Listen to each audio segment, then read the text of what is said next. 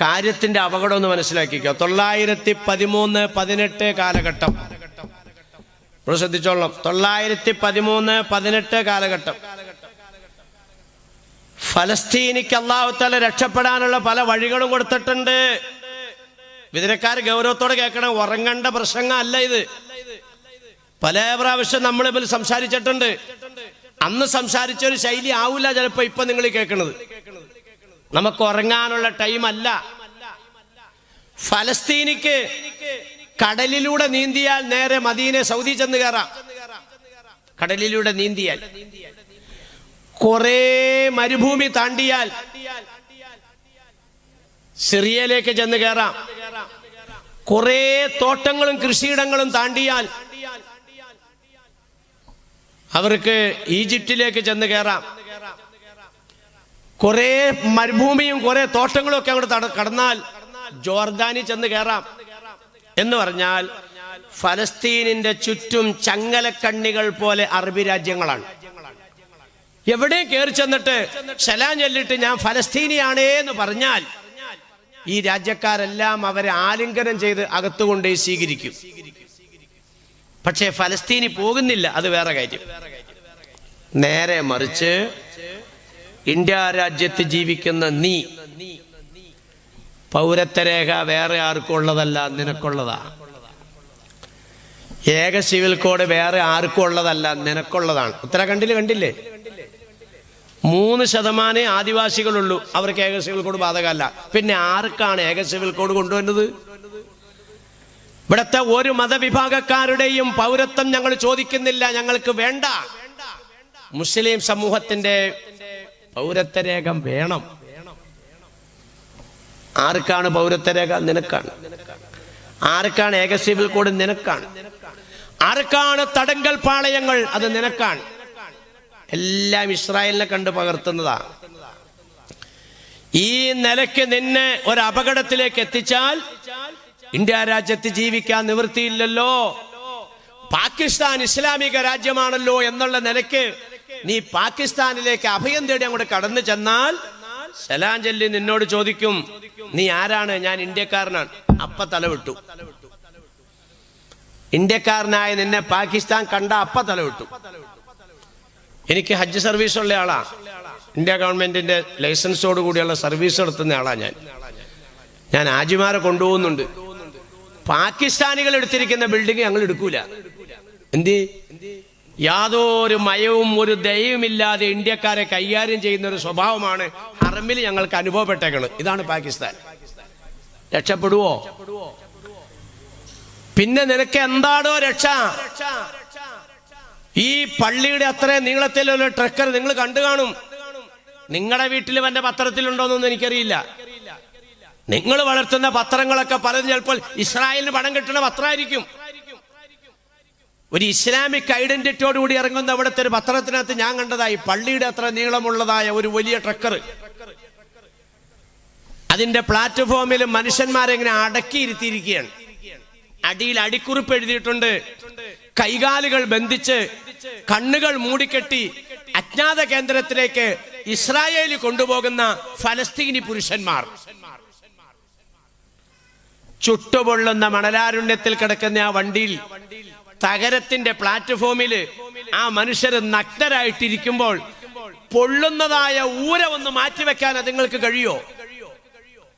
നിങ്ങളെല്ലാം ഈ കസേരയിൽ അകന്നകന്നിരിക്കുകയാണെങ്കിൽ ഇവരെങ്ങനെ അടുപ്പിച്ചിരുത്തിയിരിക്കുന്ന ഫോട്ടോയാ ഞാൻ കാണുന്നത്. അടുപ്പിച്ചിരുത്തിയിരിക്കുക.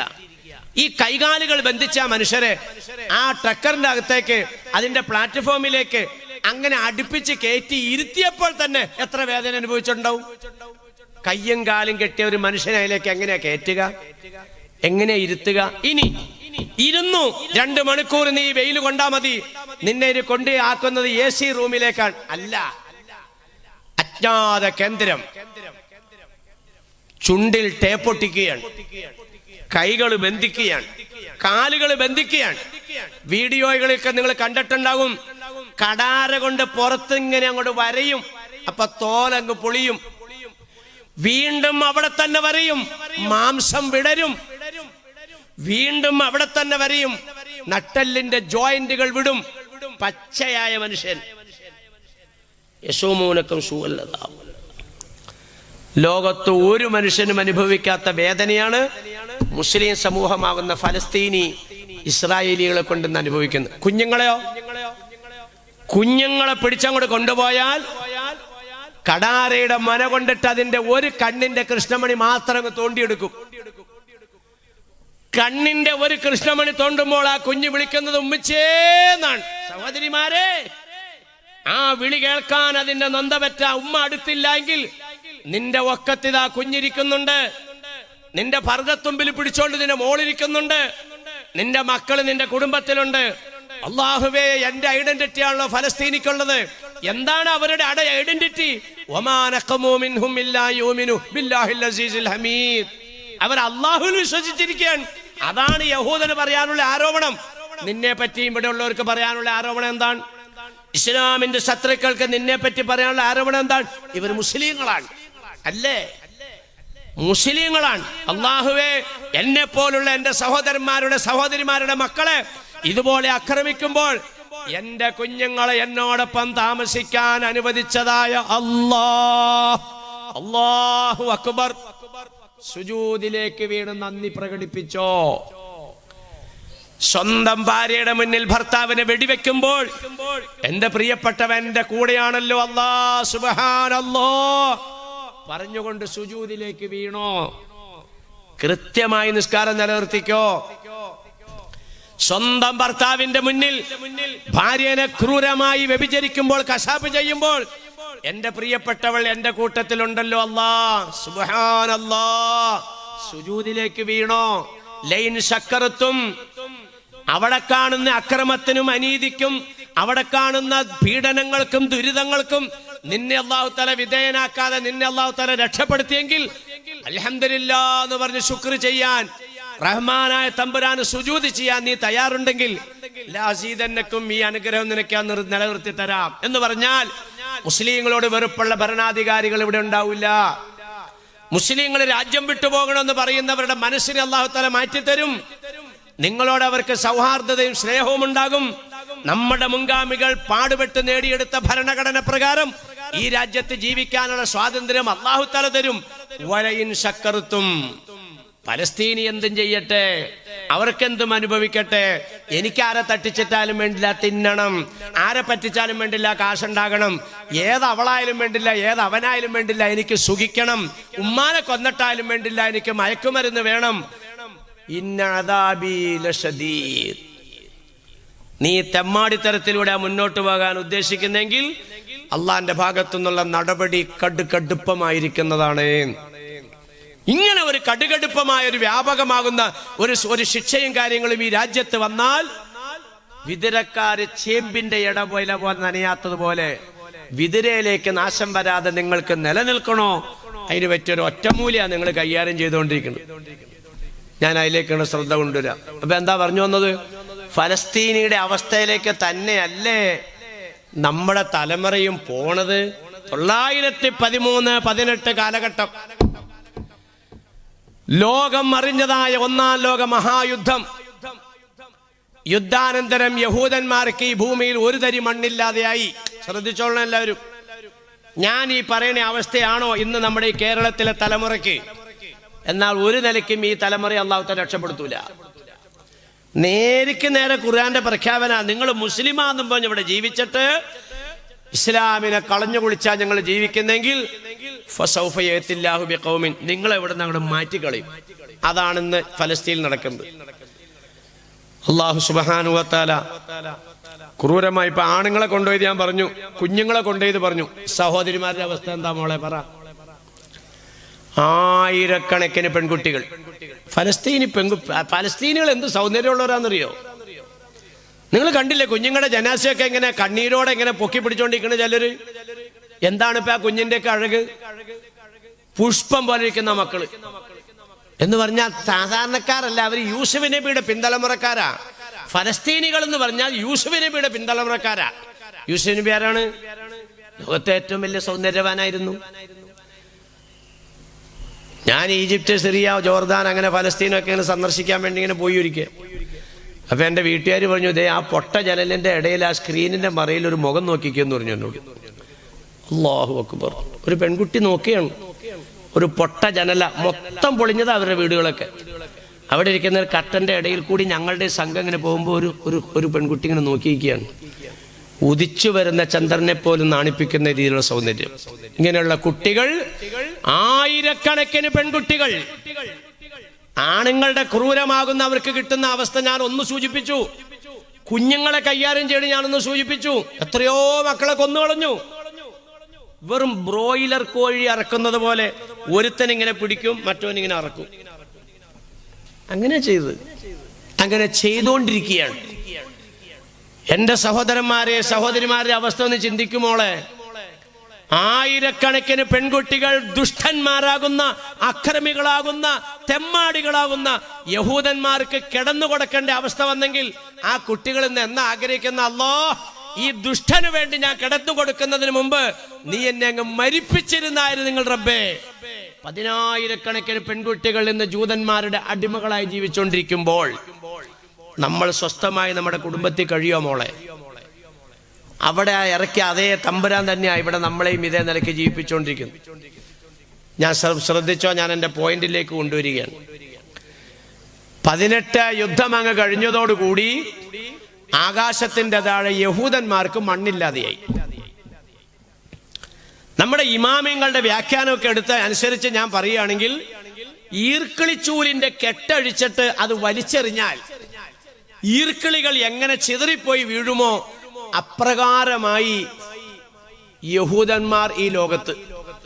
ഞങ്ങളുടെ മട്ടാഞ്ചേരിൽ വന്ന് ചാടി ഒരെണ്ണം, ചേന്നമംഗലത്ത് വന്ന് ചാടി വേറെ ഒരെണ്ണം, അങ്ങനെ ലോകത്തിന്റെ നാനാഭാഗത്ത്. ആ സന്ദർഭത്തിലാണ് അമേരിക്കയുടെ ഒത്താശയോടെ ബ്രിട്ടന്റെ വിദേശകാര്യ സെക്രട്ടറി, ഇപ്പൊ പേ പിടിച്ച് ഓടി നടക്കുന്നത് അമേരിക്കയുടെ വിദേശകാര്യ സെക്രട്ടറിയാണ്, ആന്റണി ബ്ലിങ്കൺ. അവൻ എല്ലാ കാക്കാമാരുടെ അടുത്തോടെ ചെല്ലും. വെടിവെപ്പ് ശക്താക്കുന്നതിന് മുമ്പ് സൗദി ചെല്ലും, സിറിയ ചെല്ലും, കുവൈത്ത് ചെല്ലും, ഖത്തറി ചെല്ലും, തുർക്കി ചെല്ലും, എല്ലാ സ്ഥലത്തും ചെല്ലും. കാക്കാനോട് ഒരു മിണ്ടരുത്, അവിടെ കൊല്ലാൻ പോവാണ്. കാക്ക പറയും മിണ്ടൂല. കണ്ടില്ല ഒരു കാക്ക 25 ഏക്കർ കൊടുത്തേക്കണേ പോത്ത്. എന്നിട്ട് അവൻ തലയിൽ വട്ടം വച്ചുകൊണ്ടിട്ട് സ്വാമിമാരൊക്കെ കൈകൂപ്പിക്കുകയാണ്. ഇത് തന്നെ ഇപ്പൊ ഫലസ്തീനും പറ്റിയത്. നിങ്ങൾ ശ്രദ്ധിച്ചോ, ഫലസ്തീനും സംഭവിച്ചത് ഇതാണ്. മണ്ണില്ലാതെ യഹൂദന്മാർ ഓടി നടക്കുമ്പോൾ അമേരിക്കയുടെ ഒത്താശയോടെ ബ്രിട്ടന്റെ വിദേശകാര്യ സെക്രട്ടറി വന്നത് ഫലസ്തീനിലാണ്. നിങ്ങളൊക്കെ ചിലപ്പോൾ കുറ്റം പറയും, എന്തിനാണ് ഫലസ്തീനി യഹൂദന് കിടക്കാൻ മണ്ണ് കൊടുത്തത്? ഫലസ്തീന് ഖുർആൻ അനുസരിച്ചാ ചെയ്തത്, ഒരു തെറ്റും ഫലസ്തീന് ചെയ്തിട്ടില്ല. ആൾക്കാരിപ്പോ പറയുന്നുണ്ട് യഹൂദനെ കിടത്താൻ അനുവാദം കൊടുത്തിട്ടല്ലേ യഹൂദൻ ഇപ്പൊ ഇവനെ ഉന്തിച്ചാടിച്ചത്. അങ്ങനെയാ, ഉന്തിച്ചാടിച്ചു. ബെഞ്ചേല് സ്ഥലമില്ല, ഇവിടെ ഇരിക്കാൻ പറഞ്ഞു, ഇവിടെ ഇരുന്നോളാൻ പറഞ്ഞു. ഇരുന്നിട്ട് എന്ത് ചെയ്തു? തിക്കി തിക്കി തിക്കി തിക്കി ബെഞ്ചേന്ന് മൊത്തം താഴ്ത്തേക്ക് അടി. ഇപ്പൊ റഫ എന്ന് പറയുന്ന ഒരു പോയിന്റ് കൊണ്ട് നിർത്തിയിരിക്കുക, ബാക്കിയൊക്കെ കൊന്നു. അവിടെ ഉള്ളതിനെ കൊല്ലല്ലേന്ന് ഇപ്പൊ എല്ലാവരും പറയണേ. നീ പോടാന്നാണ് തന്നെയാവ് പറയണേ. ഡെയിലി കൊന്നു. ആർക്കും ഇപ്പൊ ഒരു വാർത്തയൊന്നും അല്ല. 2023 ഒക്ടോബർ 7 മുതൽ കുറെ ദിവസത്തേക്ക് മിമ്പറുകളിൽ ദുആ ഉണ്ടായി, മീറാബുകളിൽ ദുആ ഉണ്ടായി, പള്ളികളിൽ കുനൂത്തുകൾ ഉണ്ടായി, മുസല്ലകളിൽ കണ്ണീരുണ്ടായി. ഇപ്പൊ ഒരു 85% പ്രശ്നമില്ല. 85% മിമ്പറിലും ദുആ ഇല്ല, മീറാബിലും ദുആ ഇല്ല, മറന്നുപോയി. പിന്നെ ഇപ്പൊ എന്താണ്? ഇസ്ലാമിക് ഐഡന്റിറ്റി ഉള്ള ചില പത്രങ്ങളിൽ വരുന്നു, കഴിഞ്ഞ 24 മണിക്കൂറിന്റെ ഉള്ളിൽ 250 എണ്ണത്തിനെ കൊന്നു. അങ്ങനെയാണ്. 250 ബ്രോയിലർ കോഴീനെ കൊന്നു എന്നല്ലേ പറഞ്ഞ? 250 മുസ്ലിമിനെ. കണക്ക്, ആ കണക്കൊന്നും ശരിയല്ല, കൊന്നു. പിറ്റേ ദിവസം കാണും 190 എണ്ണത്തിനെ കൊന്നു. അങ്ങനെയാണ്. 24 മണിക്കൂറിന്റെ കണക്ക് മാത്രമേ ഇപ്പൊ എന്നുള്ളൂ. ജനങ്ങളെ, ഇത് കേട്ടിട്ട് എന്തേ നമ്മൾ പഠിക്കാത്തത്? എന്താണ് നമ്മൾ പഠിക്കേണ്ടത്? അതാ ശ്രദ്ധിച്ചോ. കിടക്കാൻ ഇടം കൊടുക്കണമെന്ന് ബ്രിട്ടന്റെ വിദേശകാര്യ സെക്രട്ടറി ഫലസ്തീനിൽ വന്ന് ആവശ്യപ്പെടാൻ കാരണം എന്താണ്? അമേരിക്ക ചോദിച്ചാൽ തരൂല, കാരണം ബൈബിളിൽ അങ്ങനെ ഇല്ല. ബ്രിട്ടനോട് ചോദിച്ചാൽ തരൂല, ബൈബിളിൽ അങ്ങനെ ഇല്ല. ഇന്ത്യയിൽ ഒന്ന് ചോദിച്ചാൽ തരൂല, രാമായണത്തിൽ അങ്ങനെ ഇല്ല, മഹാഭാരതത്തിൽ അങ്ങനെ ഇല്ല. അവിശ്വാസിയാണെന്നൊന്നും നോക്കണ്ട. ഒരു മനുഷ്യൻ നിന്റെ അടുക്കൽ അഭയം തേടി വന്നാൽ അവന് നീ അഭയം കൊടുക്കണമെന്ന് ആഹ്വാനം ചെയ്യുന്ന ഏക ഗ്രന്ഥമാണ് പരിശുദ്ധ ഖുർആൻ. ഇന്നഹദും മിനൽ മുശ്രിക്കീന ഇസ്തജാറക ഫാജ്റുഹു. മുസ്ലിമല്ല, ഒരു മുശ്രിക്കായ മനുഷ്യൻ ഒരവിശ്വാസിയായ മനുഷ്യൻ നിന്റെ അടുക്കൽ വന്ന് അഭയം തേടിയാൽ നീ അവനക്ക് അഭയം കൊടുക്കണേ. ഇതാ മനുഷ്യ സൗഹാർദ്ദം. മതസൗഹാർദ്ദം ലോകത്തില്ല, നിങ്ങളത് മനസ്സിലാക്കണം. ആൾക്കാർ പറയും മതസൗഹാർദ്ദം. എങ്ങനെ മതസൗഹാർദ്ദം ഉണ്ടാവുക? ഞാൻ ചോദിക്കട്ടെ, നെതന്യാഹുവും നരേന്ദ്രമോദിയും തമ്മിൽ മതപരമായിട്ട് യോജിപ്പാണെന്നാണ് നിങ്ങൾ മനസ്സിലാക്കിയേക്കണത്? അവർ ബദ്ധശത്രുക്കളാ. യഹൂദന്മാരുടെ ബദ്ധശത്രുവാണ് മജൂസികൾ. യഹൂദന്മാരുടെ ബദ്ധശത്രുക്കളാണ് അമേരിക്ക. പക്ഷെ അവരെല്ലാം മനുഷ്യപരമായിട്ട് വലിയ അടുപ്പത്തില. മുസ്ലിം പറയുന്നു ഏക ഇലാഹ്, വേറെ ചില മതങ്ങൾ പറയുന്നു 33 കോടി ഇലാഹ്. ഇവർ തമ്മിൽ യോജിക്കണേ എങ്ങനെയാ? അവരുടെ വിശ്വാസം അവിടെ കിടന്നോട്ടെ, ലക്കും ദീനുക്കും വലിയ ദീൻ, നിങ്ങളുടെ വിശ്വാസം നിങ്ങളുമായിട്ട് ജീവിച്ചോ, പക്ഷെ മനുഷ്യനുമായിട്ട് സ്നേഹം വേണം. ഇതാണ് ഖുർആൻ പറഞ്ഞത്. അവൻ മുശ്രിക്കാണോ നോക്കരുത്, അഭയം തേടി വന്നാൽ അഭയം കൊടുക്കണം. അതാണ് ബ്രിട്ടന്റെ വിദേശ സെക്രട്ടറി മെഡിറ്ററേനിയൻ കടലിന്റെ കിഴക്ക് ഭാഗത്ത് ഒരൊറ്റ അമുസ്ലിങ്ങൾ പോലും ഇല്ലാത്ത നാട്ടില് ഫലസ്തീനിൽ വന്നുകൊണ്ട് ആവശ്യപ്പെട്ടു, ഈ യഹൂദന്മാർക്ക് കിടക്കാൻ ഇടം കൊടുക്കാമോ? ലോകത്തുള്ള യഹൂദന്മാരെല്ലാം വിളിച്ചിങ്ങനെ കൂട്ടി യഹൂദ രാഷ്ട്രം അവർ വ്യാപിപ്പിച്ച് ഇപ്പൊ ഫലസ്തീൻ എന്നുള്ളത് ഒരു ചെറിയ കടുക് പോലെയായി മാറി. എന്തുകൊണ്ട് മാറി? കിടക്കാൻ ഇടം കൊടുത്ത യഹൂദിക്ക് ഇടം കൊടുത്ത ഫലസ്തീനിയോട് അല്ലാഹ് എന്താ പറഞ്ഞ്? അഭയം ചോദിച്ചു വരുന്ന മുശ്രിക്കിന് നീ അഭയം കൊടുക്കണം. എന്നിട്ട് എന്ത് ചെയ്യണം? ഹത്താ യസ്മഅ കലാമല്ലാഹ്, നിന്റെ ജീവിതത്തിലൂടെ അള്ളാനെ അവർക്ക് കാണിച്ചു കൊടുക്കണം. ഉറങ്ങാത്തവർ ശ്രദ്ധിച്ചോ, ഉറങ്ങണേന് ഇത് ശ്രദ്ധ കിട്ടൂല. ഞാൻ അങ്ങനത്തെ പ്രസംഗം എന്നെ പ്രസംഗം. ഉറങ്ങാത്തവർ ശ്രദ്ധിച്ചോ, കിടക്കാൻ ഇടം കൊടുക്കുക എന്നുള്ളൊരു ദീനി ദഅവത്താണ്. എന്ന് പറഞ്ഞാൽ കിടക്കാൻ ഇടം കൊടുത്തിട്ട് നീ എന്ത് ചെയ്യണം? അള്ളാഹുവിനെ നിന്നിലൂടെ അവർക്ക് കാണിച്ചു കൊടുക്കണം. എങ്ങനെയാണ് കുടുംബജീവിതം, എങ്ങനെയാണ് അയൽവക്ക ബന്ധം, എങ്ങനെയാണ് മക്കളെ വളർത്തേണ്ടത്, എങ്ങനെയാണ് കൃഷി ചെയ്യേണ്ടത്, എങ്ങനെയാണ് കച്ചവടം നടത്തേണ്ടത്, എങ്ങനെയാണ് രാജ്യം ഭരിക്കേണ്ടത്, എല്ലാത്തിനും നീ കാണിച്ചു കൊടുക്കണമെന്ന് ഫലസ്തീനിയോട് അല്ലാഹ് പറഞ്ഞെങ്കിൽ അവിടെ ഫലസ്തീനി പൊട്ടി. മുമ്പ് ഇങ്ങനെയൊക്കെ തന്നെയാ. ഇവിടെ ഇസ്ലാം പടർന്നത് ആരും വാളെടുത്തിട്ടല്ല, യുദ്ധം ചെയ്തിട്ടല്ല. മുസ്ലിം സമുദായത്തിന്റെ ജീവിതം കണ്ടപ്പോൾ ഇസ്ലാമിലേക്ക് ആളുകൾ കടന്നു വന്നു. അങ്ങനെയല്ലേ? സഹൽ റളിയല്ലാഹു തആലയുടെ തൊട്ടടുത്തുള്ളത് മജൂസി അല്ലായിരുന്നോ? മരിക്കാന്റെ ടൈമിലേക്കുള്ള രോഗം എത്തിയപ്പോൾ ബഹുമാനപ്പെട്ട ഒരു മോനെ വിളിച്ചിട്ട് പറഞ്ഞു, മോനെ നമ്മുടെ അയൽക്കാരനൊന്ന് വിളിച്ചേ. അയാൾ അടുത്തേക്ക് വന്നു കഴിഞ്ഞപ്പോൾ കിടക്കുന്ന ആളുടെ അടുത്ത് നിന്നിട്ട് മുകളിലേക്ക് നോക്കിയപ്പോൾ അയാൾക്കൊരു സത്യം മനസ്സിലായി. ഇക്കാലം വരെ ഞാൻ എൻ്റെ ടെറസിൽ നിന്ന് അഴുക്ക് അടിച്ചിട്ടുണ്ടിരുന്നത് ഇയാൾ കിടക്കണ സ്ഥലത്തേക്കാണല്ലോ.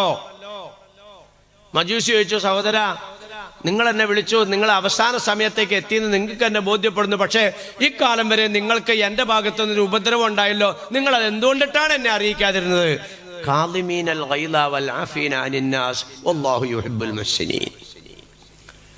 ഇതിങ്ങനെ ദേഷ്യം വരുന്നതൊക്കെ ക്ഷമിക്കാനും അയലക്കംകാരോടൊക്കെ നല്ല നിലയ്ക്ക് വർത്തിക്കാനും അവരിങ്ങോട്ട് ഉപദ്രവിച്ചാൽ അങ്ങോട്ട് ഉപദ്രവിക്കാതെ ഉപകാരം ചെയ്യാനും, ഇതെല്ലാമാണ് സുഹൃതം എന്നാണ് എൻ്റെ ഖുർആനിലൂടെ എൻ്റെ നബി എനിക്ക് പഠിപ്പിച്ചെന്നത്. അതുകൊണ്ട് നിങ്ങൾ ഇടുന്ന അഴുക്ക് ഞാൻ ഡെയിലി ശുദ്ധീകരിച്ചുകൊണ്ടിരിക്കുകയാണ്. എനിക്കതിനകത്ത് പരാതിയില്ല.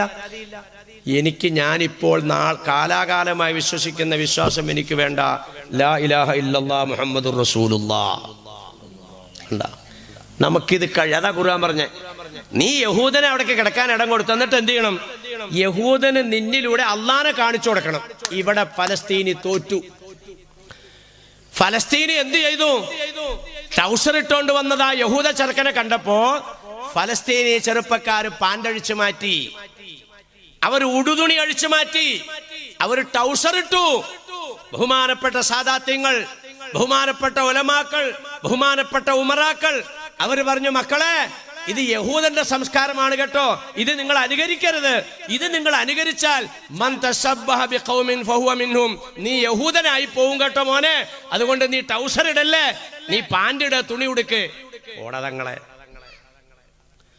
പോടാ മൊയ്ലിയാരെ, പോടാ കമ്മട്ടി, പോടാ കാർന്നോമാരെ. ഏത്തി സമാനുൻ അലാ ഉമ്മത്തി യഫിറൂന മിനൽ ഉലമാഇ വൽ ഫുഖഹാഇ യബ്തലിഹും അല്ലാഹു ബിസലാസി ബലിയാത്തിൻ അർഫഉല്ലാഹുൽ ബറകത മിൻ കസ്ബിഹിം യുസല്ലിത്തുല്ലാഹു അലൈക്കും സുൽത്താനൻ ളാലിമ യുഖ്രിജൂന മിനദ് ദുനിയ ബിഗൈരി ഈമാൻ ഔ കമാ ഖാല റസൂലുള്ളാഹി. ലോകം അവസാനത്തിലേക്ക് എത്തുമ്പോൾ ഉലമാക്കളെ ബഹിഷ്കരിക്കുന്ന സമൂഹം ഉണ്ടാകും. ഒരു വലിയമാരൊന്നും വകവയ്ക്കൂല, തങ്ങന്മാരൊന്നും കണക്കിലെടുക്കൂല, ആലിമീങ്ങൾക്കൊന്നും പരിഗണന കൊടുക്കൂല.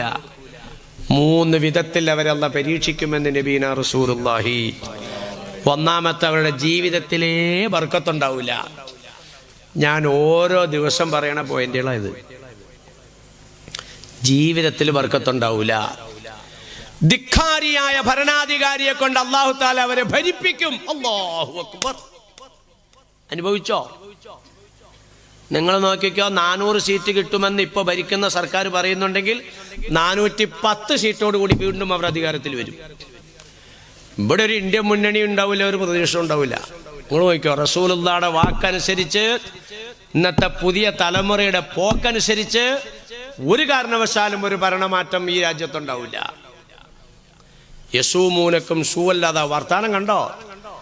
ലോകത്തൊരു മനുഷ്യനും അനുഭവിക്കാത്ത വേദനകളും ദുരിതങ്ങളും ദുരന്തങ്ങളും ആ ഭരണാധികാരിയെ കൊണ്ട് അല്ലാഹു തആല സമൂഹത്തിനെ അനുഭവിപ്പിക്കും. ഫലസ്തീനി അനുഭവിക്കുന്ന പോലെ ലോകത്താരെങ്കിലും അനുഭവിക്കണ്ടോ? നമുക്ക് പാഠമാകണം. ഊരിപ്പിടിച്ച വാളുമായി മുത്തുനബിയെ കൊല്ലാമെന്ന ആളാണ് സയ്യിദന ഉമറുൽ ഫാറൂഖ്. അന്ന് റളിയല്ലാഹു അൻഹു ആയോ? ഇല്ല. എന്താ അടുത്തേക്ക് വന്നിട്ടുണ്ടായത്? വാളങ്ങ് വലിച്ചെറിഞ്ഞു, മുത്തുനബിയുടെ കാൽക്കിലേക്ക് വീണു. ഇല്ലേ? ആ മനസ്സിന് മാറ്റം കൊടുത്ത ശക്തിയുടെ പേരാണ് അല്ലാഹ്.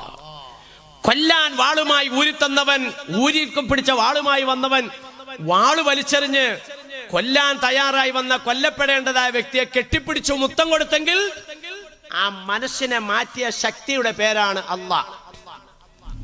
ഇന്ന് ഇന്ത്യ ഭരിക്കുന്ന പലരും നിങ്ങളിവിടെ ജീവിക്കേണ്ടവരല്ല, നിങ്ങൾ പാകിസ്ഥാനിലേക്ക് പോകേണ്ടവരാണ്, നിങ്ങൾക്കിവിടെ ഒരു അവകാശവുമില്ല എന്ന് പറയുന്നുണ്ടെങ്കിൽ അവരെ കൊണ്ട് തിരുത്തി പറയിപ്പിക്കുന്നവന്റെ പേരാണ് അല്ലാഹ്.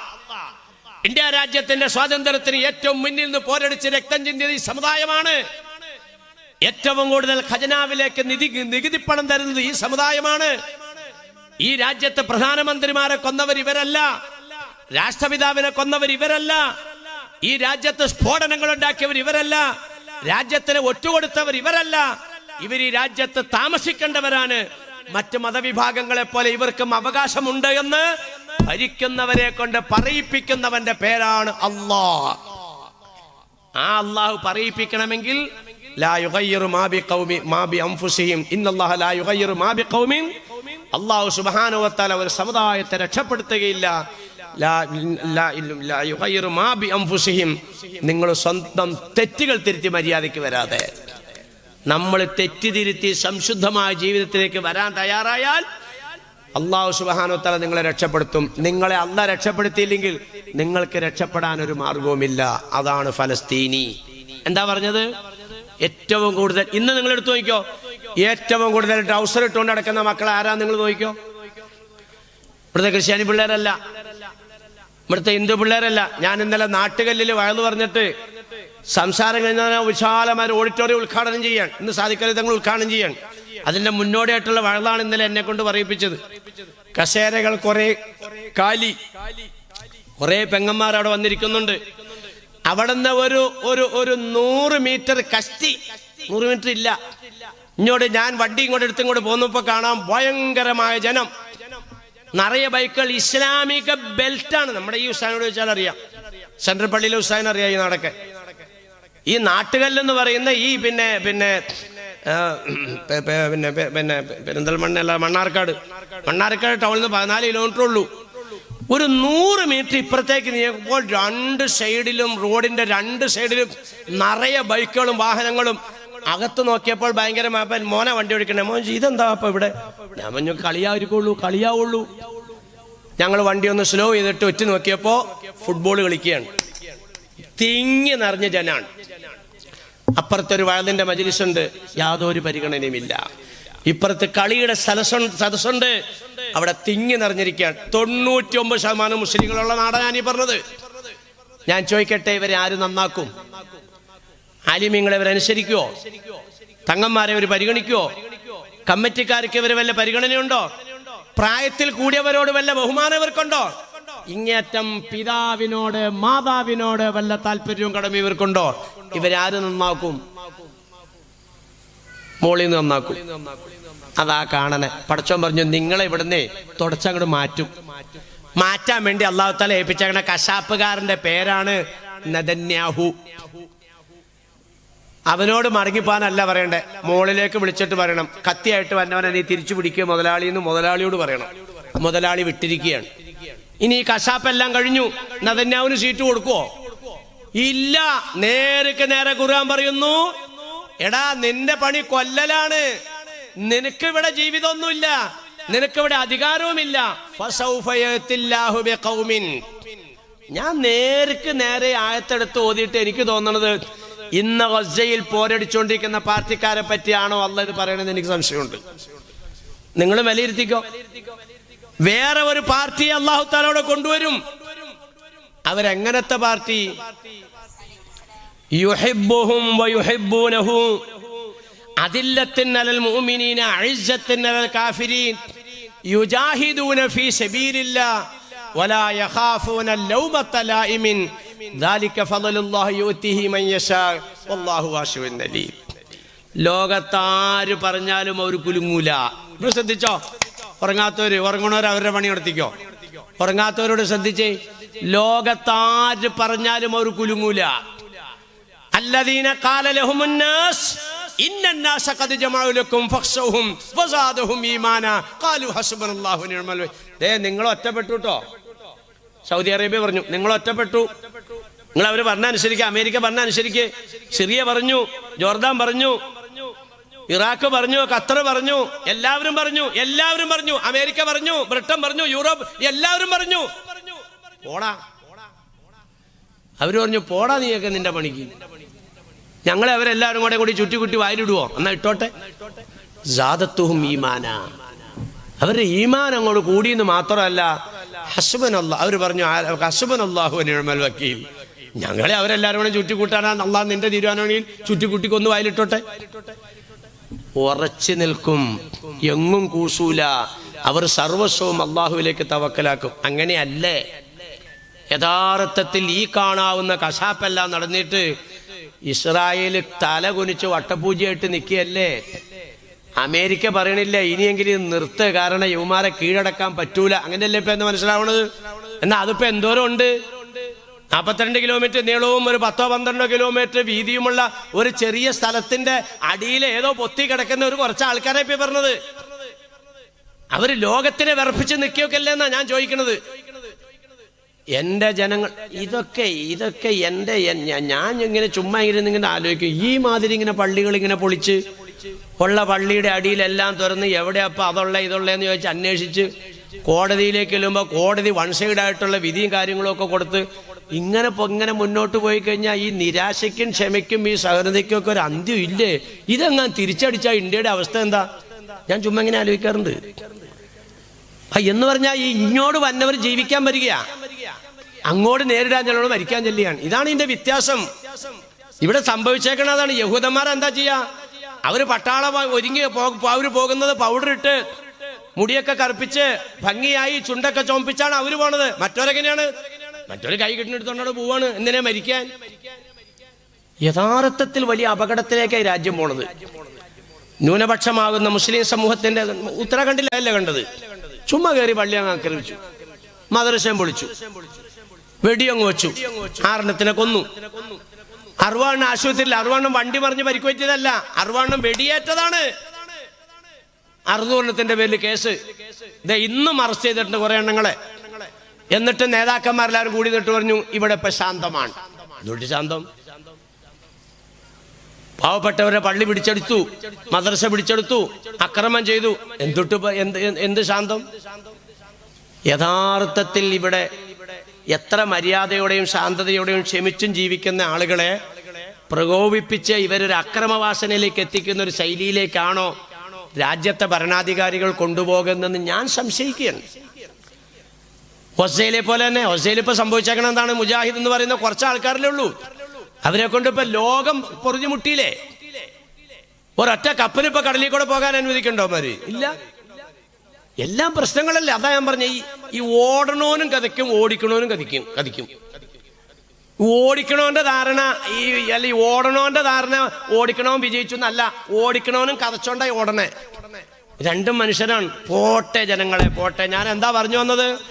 നമ്മുടെ ഈ കേരളത്തിൽ നിന്ന് ഏറ്റവും കൂടുതൽ ഡൗസർ ഇട്ട് നടക്കൊണ്ടോടെ മക്കൾ ആരാ? ഏറ്റവും കൂടുതൽ പെണ്ണുങ്ങൾ മുടി കെട്ടിയതുപോലെ മുടി കെട്ടി വെച്ചുകൊണ്ട് നടക്കുന്ന ആൺകുട്ടികൾ ഏത് സമുദായത്തിലാ? ഹിന്ദുവിലാണോ, ക്രിസ്ത്യാനിയിലാണോ, അത് ഈ സമുദായത്തിലാണോ? യഹൂദ ചെറുപ്പക്കാരൻ ടൗസറിന്റെ പോക്കറ്റിൽ നിന്ന് ഒരു പൊതിയെടുത്തു. ഫലസ്തീനി ചെറുപ്പക്കാരന് കൊടുത്തപ്പോൾ അവൻ ആവേശത്തോടെ താല്പര്യത്തോടെ മേടിച്ചത് പൊതി വിടർത്തി അല്പമെടുത്ത് നാക്കിന്റെ അടിയിൽ വെച്ചു. തങ്ങൾ പറഞ്ഞു, മോനെ, യഹൂദൻ തന്ന പൊതി എടുക്കല്ലേട്ടോ, അത് ലഹരിയാണ് കേട്ടോ. ഇന്നഹു റാസകുല്ലി ഫാഹിഷത്തിൻ. ബഹുമാനപ്പെട്ട ഉലമാക്കൾ പറഞ്ഞു, മക്കളെ, അവര് തന്ന പൊടി തൊടല്ലേട്ടോ. ആ പൊതി സർവ്വ അപകടങ്ങളും സർവനാശങ്ങളും വിരിച്ചു തരുന്ന ലഹരിയാണ് കേട്ടോ മക്കളെ. ലഹരിയുടെ സുഖത്തിൽ ഇങ്ങനെ സ്വർഗത്തിലേക്ക് പോയിക്കൊണ്ടിരിക്കുന്ന മക്കള് പറഞ്ഞു, പോടാ മുസ്ലിയാരെ, പോടാ തങ്ങളെ, പോടാ കമ്മിറ്റിക്കാരെ. ഞാൻ ചോദിക്കട്ടെ, നിങ്ങൾക്ക് എന്നെ കുറെ വർഷം മുമ്പ് അറിയാലോ. 18 വയസ്സുപോലെ ഞാൻ ഈ അമലുമായിട്ട് ബന്ധപ്പെട്ട് വന്നതാണ്. ഇപ്പൊ വയസ്സിന്ന് ഇപ്പൊ മലബാർ ചോദിച്ചു എത്ര വയസ്സായിരുന്നു? ഞാൻ പറഞ്ഞു 64 വയസ്സായിരുന്നു. അള്ളാഹു താല അദ്ദേഹത്തിന് ആഫിയത്തല്ല. എപ്പോ വന്നാലും മലബാറിന്റെ വീട്ടിൽ പോയി ഇത്തിരി ഭക്ഷണം കഴിക്കാറുണ്ട്. അള്ളാഹു അദ്ദേഹത്തിന്റെ തൊഴിൽ അള്ളാഹു എന്നീ ബർക്കത്ത് ചെയ്ത് അനുഗ്രഹിക്കുന്ന തമ്പുരാനെ. എപ്പോ വന്നാലും കഴിക്കാറുണ്ട് അവിടെ പോയി. ഇന്നും ഇപ്പം അവിടെ തന്നെ പോയി കഴിച്ചു. അപ്പോൾ ഈ 64 വയസ്സിന്റെ ഇടയിൽ ഞാൻ ഇവിടെ എത്രയോ പ്രാവശ്യം വന്നിട്ടുണ്ട്. അന്നൊക്കെ ഞാൻ കാണുന്ന സദസ്സാണോ ഇപ്പോഴുള്ള സദസ്സങ്ങളൊന്നും വിലയിരുത്തി എനിക്ക്. കുറെ കാലം ഒക്കണത്, കുറെ കയ്യില്ലാത്തത്, കുറെ തപ്പി പിടിച്ചോണ്ട് നടക്കണത്, കുറെ നരച്ചത് കുരച്ചത് അല്ലേ, കവറിലേക്ക് കാലിയിട്ടത്, കുറെ മുതുക്കന്മാർ, കുറെ മുതുക്കികളും. പണ്ടെങ്ങനെയാണോ? പണ്ട് ചെറുപ്പക്കാരികളും നിറഞ്ഞിരിക്കും സദസ്സിൽ. ഇന്ന് അവരെങ്ങോട്ടാ പോയെ? അവർ കളിസ്ഥലത്ത് എന്നാ കാണാം, ഇല്ലെങ്കിൽ കലങ്കേലെല്ലാം ഇങ്ങനെ നോക്കിയിരിക്കണ കാണാം. ചുമ്മാ ഇരിക്കുമല്ല. ഇന്നലെ ഞാൻ എൻ്റെ ഇടറോട്ടിലേക്കും കൂടെ ഇറങ്ങുമ്പോൾ 2 വണ്ടി കാർ അപ്പുറം ഇപ്പുറം നല്ല പൂ പോലെ നിൽക്കുന്ന ചെറുപ്പക്കാര്. മോനോട് ചോദിച്ചു, മോനെ ഇത് എന്താ ആൾക്കാരാ? അതൊക്കെ കച്ചവടക്കാരായിരിക്കും. അപ്പ എല്ലാം മുഖം കണ്ടിട്ട് നമ്മുടെ മക്കൾ തന്നെയാണ്. നിങ്ങളെടുത്ത് നോക്കിക്കോ, ഏറ്റവും കൂടുതൽ ഈ കേരളത്തിൽ മയക്കുമരുന്ന് ഉപയോഗിക്കുന്ന ആരാ? എനിക്ക് ധൈര്യമായിട്ട് പറയാം. കാരണം ഞാൻ എൻ്റെ നഗ്നമായ എൻ്റെ ചെവികളെ കൊണ്ടിട്ട് നേരിട്ട് കേട്ടതാണ്. ഈ കേരള സംസ്ഥാനത്തെ എക്സൈസ് സർവീസിലെ ഉയർന്നതായ ഒരു ഉദ്യോഗസ്ഥൻ മോളിൽ ചുവന്ന ലൈറ്റുള്ള വാഹനത്തിൽ ബോഡി ഗാർഡോട് കൂടിയാണ് അയാൾ വന്നത്.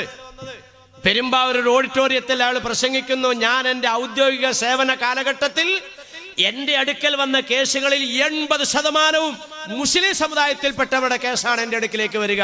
മയക്കുമരുന്ന്, ലഹരി, കടത്ത്. ഇതാരാണ് നിയന്ത്രിക്കുക? പറ്റുമോ? ഉലമാക്കളെ കൊണ്ട് സാധിക്കുമോ? കമ്മിറ്റിക്കാരെ കൊണ്ട് സാധിക്കുമോ? നമ്മൾ മനസ്സിലാക്കിക്കോ, ഫലസ്തീൻ ഇവിടെ ആവർത്തിക്കപ്പെടും. അള്ളാഹു കാത്ത് രക്ഷിക്കുമാറാകട്ടെ. ഏത് നിലയ്ക്കും എടുത്തു നോക്കിയാൽ, കുടുംബ കോടതി ചെന്ന് നോക്കി, ഏറ്റവും കൂടുതൽ കേസുകൾ എവിടെയാണ്? ആരുടേതാണ്? സമുദായത്തിൻ്റെതാണ്. എന്തൂരം തലാക്കൾ. കൊല്ലം ജില്ലയിൽ ഒരു സ്ഥലത്ത് പ്രസംഗിക്കാൻ പ്രസിഡന്റ് പറയാണ്, ഉസ്താദെ, ഇന്ന് സ്റ്റേഷനിൽ സർക്കിളിന്റെ അടുക്കൽ ഒരു കേസുമായിട്ട് ഞാൻ പോയിട്ട് വരികയാണ്. അയാൾ എന്നോട് പറയാ, എന്തുകൊണ്ടാണ് ചന്ദനത്തോപ്പോ പുത്തന്തോപ്പോ, ആ കൊല്ലത്തിന് കിഴക്കുവശം ഒരു മക്കാമൊക്കെ ഉള്ള സ്ഥലം. അവിടുത്തെ പ്രസിഡന്റ് എന്നോട് പറയാ, ഒരു ഹിന്ദു ആകുന്ന സർക്കിൾ എന്നോട് പറഞ്ഞു, ഉസ്താദെ, നിങ്ങൾ ഈ നിലവാരത്തിൽ ഈ സംവിധാനം മുന്നോട്ട് കൊണ്ടുപോയാൽ ഇത് നിങ്ങൾക്ക് തലവേദന കൂടുള്ളൂ. നിങ്ങൾ വിവാഹത്തിലേക്ക് ദമ്പതികളെ ഇറക്കുന്നതിന് മുമ്പ് അവർക്ക് എങ്ങനെയാണ് ജീവിക്കേണ്ടതെന്നുള്ളൊരു കോച്ചിങ് കൊടുക്ക്.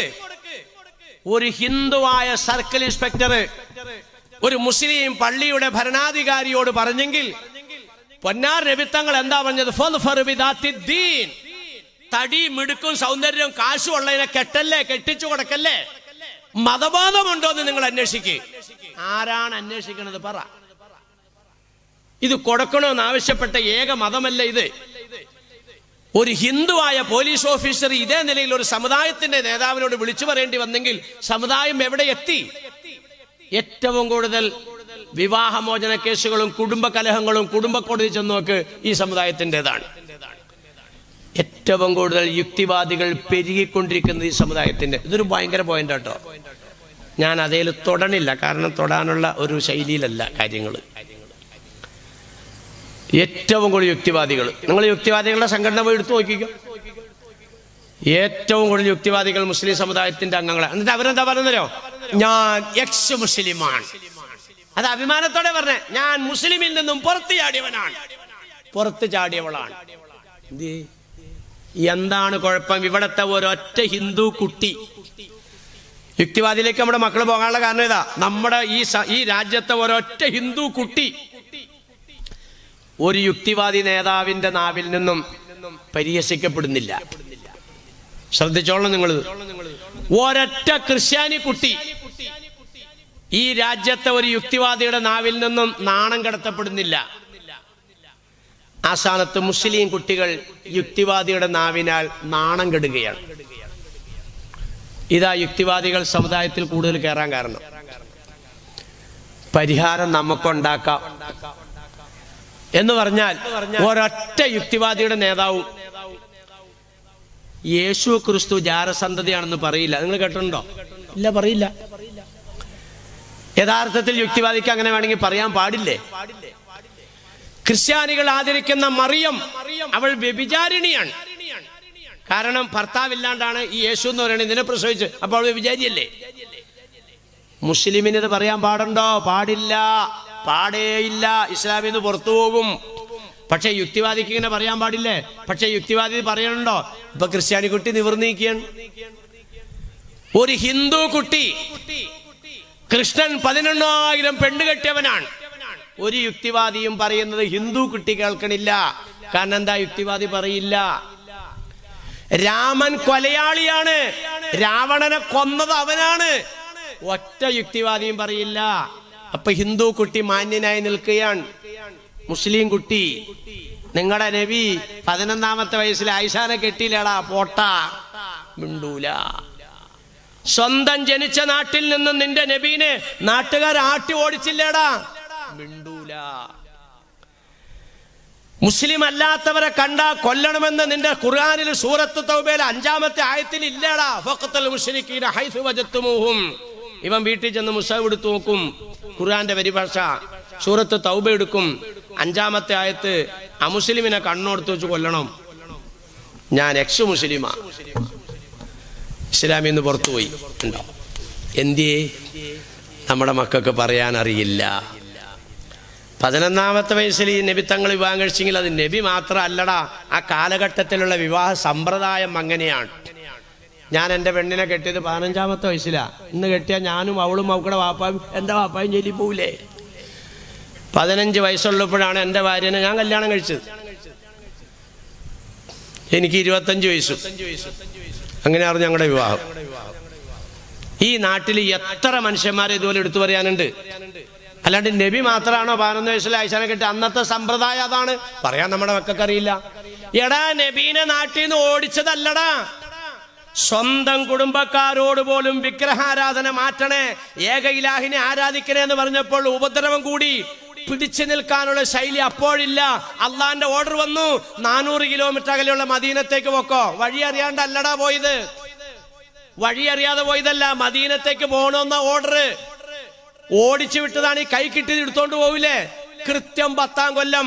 എടാ, കൃത്യം 10ാം കൊല്ലം 1.25 ലക്ഷം പടയണിയുമായി പരിശുദ്ധമായ മക്കത്തേക്ക് വന്നിറങ്ങി. ഇങ്ങനെ പറഞ്ഞുകൊണ്ട് 1.25 ലക്ഷം പടയണിയുമായിട്ട് വന്നിറങ്ങിയപ്പോൾ ഓടിച്ച നാട്ടുകാരാണെങ്കിൽ ഓടിച്ചവരെ ആക്രമിക്കണ്ടേടാ. മക്കത്തുള്ള ഒരു മനുഷ്യനെ നുള്ളിയോ? 1.25 ലക്ഷം വരുന്ന സംഘം നുള്ളിയോ? മക്കത്തെ ഒരു ഇലയുടെ ഒരു കൂമ്പ് നുള്ളിയോ? എന്താ നുള്ളാതിരുന്നത്? ദീനി പ്രവർത്തനത്തിന് വേണ്ടി അവർ പോയി മുസ്ലിങ്ങളായി തിരിച്ചു വന്നു. ഒരിക്കലും ഓടിച്ചു വിട്ടതല്ല. പറയാൻ നമ്മുടെ മക്കൾക്ക് അറിയില്ല. എടാ, സൂറത്ത് തൗബയിലുള്ള ആയത്തിന്റെ വിധി തന്നെ ദുർബലപ്പെട്ടതാണ്. ആ വിധി എപ്പോ ഉണ്ടായതാ? മദീനത്ത് ചെന്നിട്ട് പുറത്തേക്ക് ഇറങ്ങുമ്പോൾ മുശ്രിക്കുകൾ ഇന്ന് ഇസ്രായേലികൾ ഫലസ്തീനിയെ കൊല്ലുന്നത് പോലെ കൊല്ലാൻ തുടങ്ങി. അപ്പൊ മുസ്ലിമിനോട് പറഞ്ഞു, നീ ചുമ്മാ നിന്നങ്ങനെ വെട്ടി കൊല്ലപ്പെടണ്ട, നീ വാളെടുത്തോ അവനെ തട്ടിക്കോ. പക്ഷെ ആ നിയമം ദുർബലപ്പെട്ടു. തൊട്ടടുത്തുള്ള ആയത്തെ ഞാനിപ്പോ മുമ്പ് ഓതി, മുസ്ലിം അല്ലാത്ത ഒരു മനുഷ്യന് അഭയം തേടി വന്നാൽ അഭയം കൊടുക്കണോടാ. അതേ സൂറത്തിൽ തന്നെ തൊട്ടടുത്ത വരിയില് പേജ് മറിക്കണ്ടടാ, നീ എടുത്തു നോക്ക്. അമുസ്ലിം വന്നാൽ അഭയം കൊടുത്താൽ മാത്രം പോരാ, പിന്നെയോ അവനക്ക് അള്ളാന്റെ കലാമിനെ പറഞ്ഞ് പരിചയപ്പെടുത്തി കൊടുക്കണമെന്ന് മാത്രം പോരാ, പിന്നെ അവനെ ഉദ്ദേശിച്ച് അവനോട് ചോദിക്കണം, അവനോട് ചോദിക്കണം, നിനക്ക് എവിടെയാടാ സുരക്ഷിതം എന്ന് ചോദിക്കണം. അപ്പൊ കാക്ക, എനിക്ക് ഇന്ന സ്ഥലത്ത് നിന്നാ സുരക്ഷിതമായി ജീവിക്കാം, ആ സ്ഥലത്തേക്ക് നീ അവനെ കൊണ്ടുപോയി സുരക്ഷിതമായിട്ട് എത്തിക്കണം. ഇതെടുത്ത് നോക്കടാ യുക്തിവാദി എന്ന് പറയാൻ. നമ്മുടെ മക്കൾക്ക് ഖുർആൻ അറിയില്ല. ഇനി ഖുർആൻ അറിയില്ല പോട്ടെ, വർത്താനം പറയാനും അറിയില്ല. എടാ യുക്തിവാദികളെ, നിന്റെ അപ്പൻ, നിന്റെ അപ്പന്റെ അപ്പൻ, നിന്റെ അളിയൻ, നിന്റെ നാത്തൂൻ, നിന്റെ ചേട്ടൻ, നിന്റെ ചേച്ചി ഒക്കെ കോടികൾ കൊണ്ടുവരുന്നത് മുസ്ലിം രാജ്യത്തു നിന്നല്ലേടാ. ഒരു കഥയില്ലാത്ത പാവങ്ങളായതുകൊണ്ടിട്ടല്ലേ ഇവിടെ 2.5 ഏക്കർ പൊളിച്ചിട്ട് മുസ്ലിം സമുദായത്തിന്റെ പള്ളി കത്തി കഴിഞ്ഞപ്പോൾ അവിടെ 25 ഏക്കർ കൊടുത്തിട്ട് അമ്പലം പണിതു കൊടുത്തു. ഇത് തന്നെ ഇപ്പൊ ഇസ്രായേലും ഫലസ്തീനും ചെയ്തതാ. ഇവിടെ കിടന്നോടാ യൂത, അവനെ കിടത്തി ഉന്തിച്ചാടിച്ച് പുറത്താക്കി. ഇപ്പൊ ഇവിടുന്ന് എല്ലാവരും അങ്ങോട്ട് ചെല്ലുമെന്നാണ് UAE-യുടെ വട്ടുവച്ച പോത്തിന്റെ ധാരണ. എല്ലാവരും അങ്ങോട്ട് ചെല്ലും, അപ്പൊ ടൂറിസ്റ്റിന്റെ കാശ് കിട്ടും. എവിടെ ഒക്കെ വലിയ താമസമില്ലാതെ നിന്റെ രാജ്യമൊക്കെ ശിർക്കൂട്ട് നിറയൂടാ, നിന്നെ പുറത്താക്കും, കടലിലേക്ക് തള്ളിക്കളയും. ഭയങ്കര കുഴപ്പത്തിലേക്ക് പോണേ, ബുദ്ധിയില്ല. അത് തന്നെ പോട്ടെ. പക്ഷെ ഈ മക്കൾക്ക്, നമ്മുടെ മക്കൾക്ക് ചോദിക്കാറില്ല. എടാ, ഈ ഗൾഫ് രാജ്യങ്ങളിലേക്കൊക്കെ പോയി അല്ലടാ നീ കാശുണ്ടാക്കിയത്. ഇസ്ലാമിക രാജ്യമാണടാ സൗദി അറേബ്യ. ഖുർആൻ അവിടുത്തെ ഭരണഘടന. അവിടെ ചെന്ന് നിന്റെ ചേട്ടൻ ഇറങ്ങി എയർപോർട്ടിൽ ചെന്നു, അവിടെ ചെന്നു, പിന്നെ എമിഗ്രേഷനൊക്കെ നടന്ന് നോക്കുമ്പോ നിന്റെ പാസ്പോർട്ടിൽ എഴുതിയിരിക്കുന്നു കുഞ്ഞികൃഷ്ണൻ. അറിയിക്കടാ, നീ മുസ്ലിം അല്ല. എടാ, ലോകത്ത് അങ്ങനെ ഉണ്ടായിട്ടുണ്ടോടാ? മുസ്ലിം അല്ലാത്തവരെ കാണുമ്പോ കാണോടത്ത് വെച്ച് കൊല്ലണോന്ന് പറഞ്ഞെങ്കിൽ ലോകത്ത് എവിടെയെങ്കിലും ഒരു മുസ്ലിം അല്ലാത്ത മനുഷ്യനെ മുസ്ലിം അല്ലാത്തതിന്റെ പേരിൽ കൊല്ലുന്നു എന്ന് പറഞ്ഞു കൊന്നിട്ടുണ്ടോടാ? നേരെ മറിച്ച് നിന്റെ രാജ്യത്ത് എന്താടാ നടക്കണേ? മുസ്ലിം ആയതുകൊണ്ട് മാത്രമല്ലേടാ കൊല്ലണേ? പറ. തിരിച്ചു ചോദിക്കാൻ നമ്മുടെ മക്കൾക്ക് അറിയില്ല. നമ്മുടെ മക്കൾ ആരാവും? ഞാൻ എക്സ് മുസ്ലിമാണ്. എല്ലാത്തിനും ഉത്തരവാദി നമ്മളാ. അപ്പൊ ഞാൻ എന്താ പറഞ്ഞു വന്നത്? യുക്തിവാദി പെരുകുന്നു, കള്ള് പെരുകുന്നു, ഉമ്മാനെ തല്ലണവർ പെരുകുന്നു, വാപ്പാനെ തല്ലണവർ പെരുകുന്നു, ഉലമാക്കള് പറയുന്നത് ധിക്കരിക്കുന്നു. ഈ ഒരവസ്ഥയിലേക്ക് ഫലസ്തീനി ചെന്നെത്തിയപ്പോൾ അല്ലാഹു സുബ്ഹാനഹു വ തആല കൈകാര്യം ചെയ്തു. ഈ കൈകാര്യം ചെയ്യലെന്ന് പറഞ്ഞാൽ എന്താ? കൊലപാതകങ്ങളാണ്.